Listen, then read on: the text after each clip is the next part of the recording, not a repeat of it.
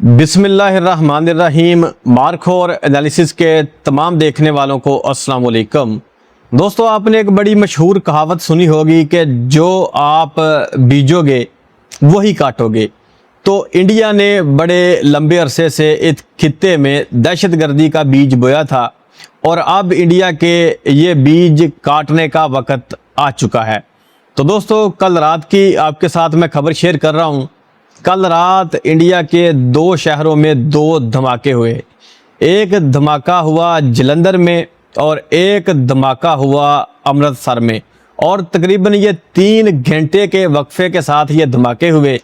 और जो जलंधर में धमाका हुआ, ये धमाका एक डिलीवरी बॉय की मोटरसाइकिल में बम नस्ब था जो कि फटा। तो जानी नुकसान फ़िलहाल नहीं हुआ, लेकिन एक मैसेज इंडिया को आ चुका है कि अब जैसा आप हरकतें करोगे वैसा आपको जवाब भी मिलेगा। तो फ़िलहाल इस वक्त इंडियन मीडिया में जो रिपोर्ट हो रहा है वो आपको दिखाते हैं। इंडियन मीडिया इन धमाकों का इल्ज़ाम हमेशा की तरह बिना किसी तहकीक के पाकिस्तान की ISI के ऊपर लगा रहा है, और साथ में जो खालिस्तान लिबरेशन आर्मी है उसके ऊपर इसका इंडियन मीडिया की तरफ से इल्ज़ाम लगाया जा रहा है। तो ज़रा एक बार इंडियन मीडिया की रिपोर्टिंग सुने, फिर बाकी बातें आपके साथ बाद में करते हैं। और जाते हुए आपने साथ में चैनल को भी सब्सक्राइब जरूर करना है। तो चलें देखें जी वीडियो। पंजाब में क्या हो रहा है?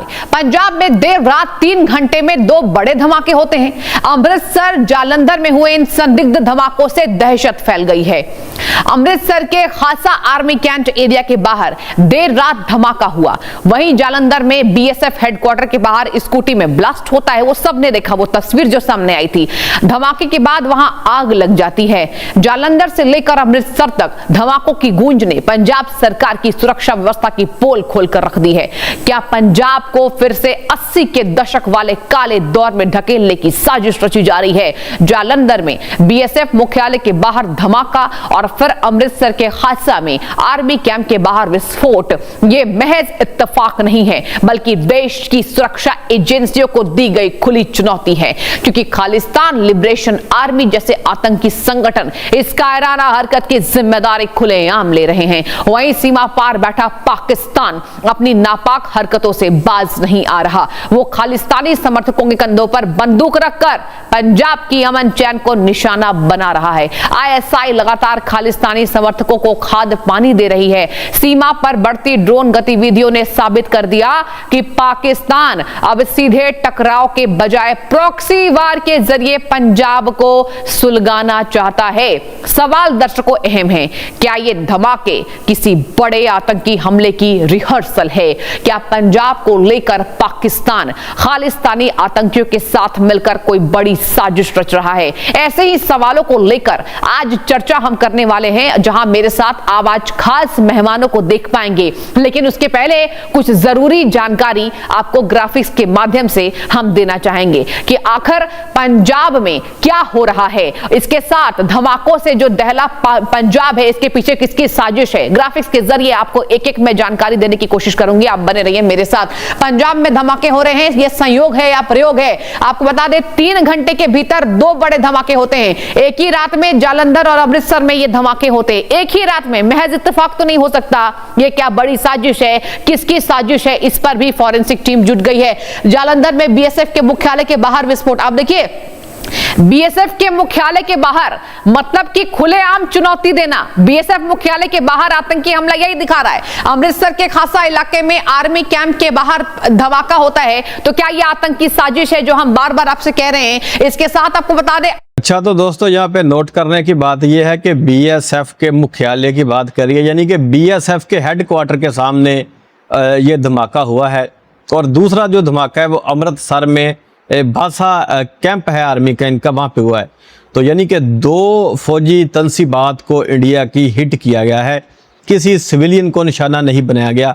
तो ये एक बात आप नोट कर लें। दूसरी बात दोस्तों ये है कि ये इंडिया की तरफ से फॉल्स फ्लैग भी हो सकता है और ऑपरेशन 2.0 की तैयारी भी हो सकती है, या कोई छोटे छोटे पहले वाक़े करके एक माहौल बनाने की कोशिश भी हो सकती है कि पहले ऐसे वाक़यात किए जाएं और फिर एकदम से कोई बड़ी कार्रवाई कर दी जाए, जिसके बाद फिर इनको जवाज़ मिल जाए कि ये एक बार फिर ऑपरेशन सिंदूर 2.0 शुरू कर दे। तो वैसे तो इनकी औकात नहीं है, लेकिन इनको शय दो ममालिक दे रहे हैं। अब उनके नाम मैं आपको बता देता हूँ, एक का बता देता हूँ, एक का नाम हम नहीं लेंगे, वो हमारा क्योंकि बरादर भी रहा है। तो एक मुल्क जनाब इसराइल है जो इंडिया को शह दे रहा है कि आप पाकिस्तान के ऊपर हमला करें, क्योंकि उसके मकासद इस खित्ते को पूरी तरह बर्बाद करने के है। और दूसरा कौन सा मुल्क है मुझे बताने की ज़रूरत नहीं, आप खुद ही समझ गए होंगे। तो खैर दोस्तों, ये या दो धमाके या तो फॉल्स फ्लैग हैं।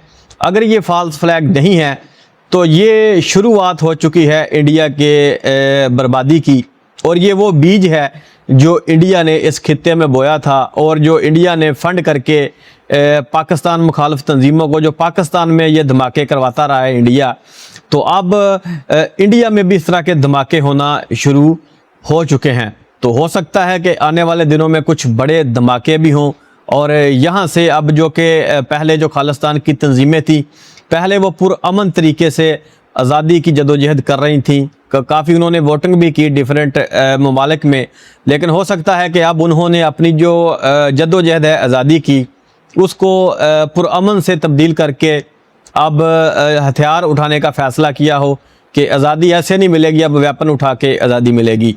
तो पंजाब के अलावा दोस्तों कश्मीर में भी ये मूवमेंट आगे अभी तेज़ होंगी। और इसके अलावा मैं आपको बता दूं कि बंगाल में जिस तरह इलेक्शन में घपले किए हैं मोदी सरकार ने, तो बंगाल में भी एक उबाल अब उठेगा। और इसके अलावा मणिपुर के हालात तो आपको मौजूद हैं कि वहाँ पे कुकी और नागा के दरमियान क्या मामला चल रहे हैं। और इसके अलावा वो सारी जो 7 सिस्टर्स हैं इनकी, उनके मामलात भी आपको पता ही हैं।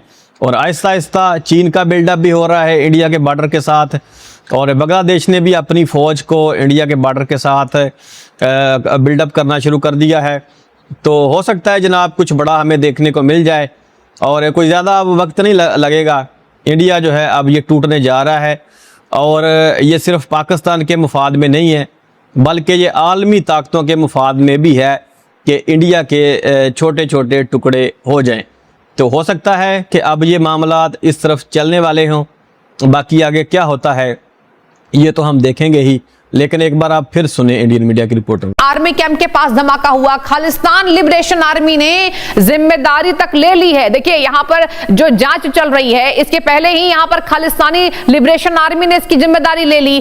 केएलए ने ब्लास्ट को रणजीत सिंह की मौत का बदला बताया। देखिए एक और फैक्टर यहां पर हम आपको जोड़कर बता रहे हैं, पंजाब पुलिस के एनकाउंटर में मारा गया था रणजीत सिंह, और यहां पर केएलए ने इसकी जिम्मेदारी कहा है कि हम उसी के मौत का बदला ले रहे हैं। पंजाब पुलिस के एएसआई और होमगार्ड की हत्या में शामिल था रणजीत सिंह। जी हां, तो ये देखिए तमाम जानकारी सामने आ गई। सबसे पहले हमने आपको जानकारी दी 3 घंटे 2 धमाके, और इसके साथ निशाने पर क्या पंजाब है, ये भी आपको हम अहम जानकारी देने की कोशिश करेंगे। आप रहिए मेरे साथ। देखिए पंजाब में ड्रोन के जरिए हथियार और नशे की सप्लाई बढ़ चुकी है। क्या कर रही है पंजाब सरकार? आज तमाम सवाल यहां पर खड़े हो रहे दर्शकों। इसके साथ अगर बात करें नार्को टेररिज्म के जरिए आतंक के लिए फंडिंग की जा रही है। देखिए ये यहां पर संवेदनशील मुद्दा बनता जा रहा है। सोशल मीडिया के जरिए युवाओं का ब्रेन वॉश किया जा रहा है।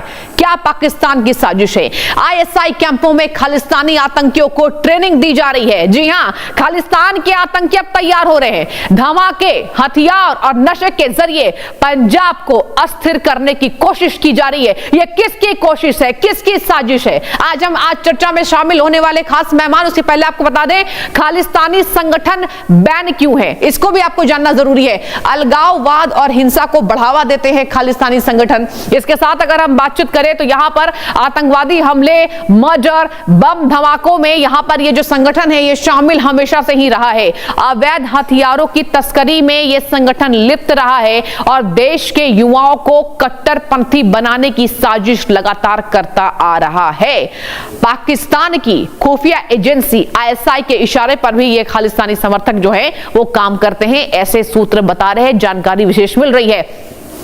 आईएसआई से मिली फंडिंग का भारत के खिलाफ जो है वह इस्तेमाल पुरजोर तरीके से हो रहा है। अब आपको हम बताते हैं कि खालिस्तानी संगठन जो है, आतंकी जो है वो एक्टिव हो रहे हैं। आखिर इनके पीछे इनकी मुख्य मांग क्या है?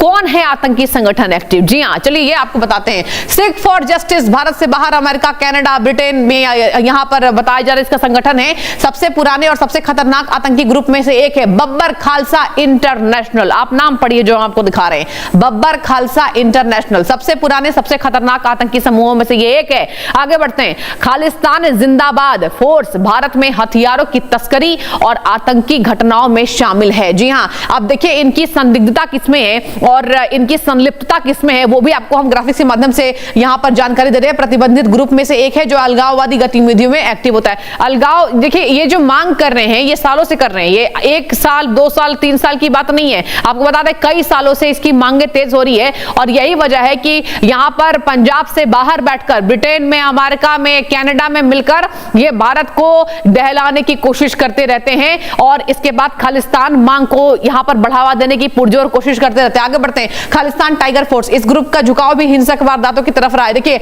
तीसरा नाम क्या आ रहा है और सिख फॉर जस्टिस हमने आपको पहला नाम बताया और इसके साथ अगर बात करें सिख फॉर जस्टिस का जो नेता है पन्नू, वो भी लगातार विदेशों में बैठकर भारत के खिलाफ वीडियो जारी करता रहता है। आपने देखा होगा कई बार। और जब भी यहां पर भारत में आपको बता दें जिस तरीके से पाकिस्तान कोई नापाक हरकत करता रहता है तो यहां पर पन्नू की जो वीडियोस हैं वो सोशल मीडिया पर जरूर वायरल होते हैं। यही वजह है कि आज आपको हम बताने की कोशिश कर रहे हैं क्या इसके तार जो है वो पाकिस्तान से जुड़े हुए हैं। और अच्छा तो दोस्तों ये सूरत हाल है अब और मज़ीद भी डिटेल आएंगी जैसे आपको मैं इससे आगाह तो ज़रूर करूँगा, लेकिन ये आपके सामने इस वक्त सूरत हाल है कि इंडिया का जो पंजाब है उसमें अब धमाके होना शुरू हो चुके हैं और ये बम वगैरह भी अब नस्ब किए जा रहे हैं। तो ये जो BSF का हेडक्वार्टर बताया जा रहा है तो इसके इर्द गिर्द कैमरे वगैरह भी नस्ब होंगे, तो ऐसे में एक बम वहाँ पे नस्ब कर जाना इतना आसान काम तो नहीं है। तो अगर वहाँ पे जाके अगर किसी ने बम नस्ब कर दिया है तो ज़ाहिर बात है आप उसकी अप्रोच की अंदाज़ा आप लगा सकते हैं और वो कितना अंदर तक घुसे हुए हैं ये भी आप अंदाज़ा लगा सकते हैं। और जिन तंजीमों का ये नाम ले रही हैं, पहली बात तो ये है कि हम मानते ही नहीं कि ये इन्होंने किया है, चले हम ऐसे कर लेते हैं। तो अगर इन्होंने किया भी है तो ये फिर इंडिया के लिए एक अलार्मिंग बात है, क्योंकि इन तंजीमों के पास ना तो किसी किस्म की फंडिंग की कमी है, ना इनके पास पैसा कम है और ना इनके पास अफरादी कुव्वत की कोई कमी है। ये ख़रीदो फरोख्त भी इंडिया में बड़े पैमाने पे कर सकते हैं, क्योंकि इंडिया बहुत गरीब मुल्क है और वहाँ पे इस तरह के लोग हायर करने में इनको कोई मुश्किल भी पेश नहीं आएगी। तो बाहर बैठकर ये बहुत बड़ी गेम डाल सकते हैं और अगर इनके पीछे बड़ी ताकतें हुई तो फिर तो आप अंदाज़ा लगा लें कि कितनी जल्दी जो है वो इंडिया नाक की लकीरें निकालने वाला है और कैसे इनके टोटे होने वाले हैं। और मुझे लगता है कि इसके पीछे कोई ना कोई बड़ी ग्रेट गेम है और बड़ा प्लान इसके पीछे है और इंडिया जो है अब ये टूटता हुआ नज़र आ रहा है। मुझे तो नज़र आ रहा है अरुणाचल प्रदेश चाइना ले जाएगा, लद्दाख चाइना ले जाएगा, कश्मीर पाकिस्तान ले जाएगा, तो पंजाब खालिस्तान को मिलेगा, यानी कि पंजाब खालिस्तान में कन्वर्ट होगा और यहाँ पे सिखों की एक हुकूमत बनेगी। और जब ये बनेगी तो एज अ पाकिस्तानी मैं भी पूरे तरीके से इस हुकूमत को सपोर्ट करता हूँ और पाकिस्तान भी सपोर्ट करेगा यकीनन। और ख़ासकर हमारे मुसलमानों को जो इंडिया में इस वक्त मौजूद हैं उनको भी सोचना चाहिए कि जिस तरह बीजेपी पूरे इंडिया के जो सियासी निज़ाम है उसके ऊपर कब्ज़ा अब कर चुकी है तकरीबन, तो अब आपके हालात भी यहाँ पे ठीक नहीं रहने वाले। अब आपको पता चलेगा कि कायद-ए-आज़म मोहम्मद अली जिन्ना ने पाकिस्तान क्यों बनाया था। सबसे पहले तो अल्लाह पाक की ज़ात ने और हमारे नबी मोहम्मद सल्लल्लाहु अलैहि वसल्लम के सदक़े ये मुल्क बना और उन्हीं ने ये बनाया। तो उसके बाद जो शख्स चुना गया वो मोहम्मद अली जिन्ना साहब थे और अल्लामा मोहम्मद इकबाल रहमतुल्लाह अलैह थे। तो इन्होंने पाकिस्तान की बुनियाद रखी, इन्होंने बनाया। तो आपको पता चल जाएगा कि क्यों पाकिस्तान बना। जो बड़ी बड़ी बातें कर रहे थे कि हम 30 करोड़ बैठे हैं इंडिया में, पाकिस्तान में 20 करोड़ हैं, तो अंदाज़ा लगा लें कि क्यों पाकिस्तान बना था। तो आपको पता चल जाएगा पाकिस्तान क्यों बना था। अल्हम्दुलिल्लाह पाकिस्तान में इस वक्त जो मुसलमान हैं वो उनको मजहबी आज़ादी हासिल है। अल्हम्दुलिल्लाह पाकिस्तान एक एटमी ताकत है, उनके पास अपना मुल्क है। चले जैसी भी है, करप्ट है, जो भी है, जैसी भी हुकूमत है तो सही ना, हमारी अपनी हुकूमत है ना। इसके अलावा अपने पासपोर्ट के ऊपर हम दुनिया के ऊपर सफ़र करते हैं और अल्हम्दुलिल्लाह न्यूक्लियर पावर है, फ़ौजी ताकत है दुनिया की बहुत बड़ी, और ऐसी लोकेशन के ऊपर बैठे हैं कि किसी भी वक्त हमारी जो तकदीर है वो बदलेगी। तो खैर दोस्तों, ये थी आज की वीडियो। उम्मीद है आपको अच्छी लगी होगी। अच्छी लगी हो तो इसे लाइक और शेयर ज़रूर कीजिएगा और साथ में हमारे चैनल को भी सब्सक्राइब कीजिएगा मिलते हैं नेक्स्ट वीडियो में, तब तक के लिए अल्लाह हाफिज़।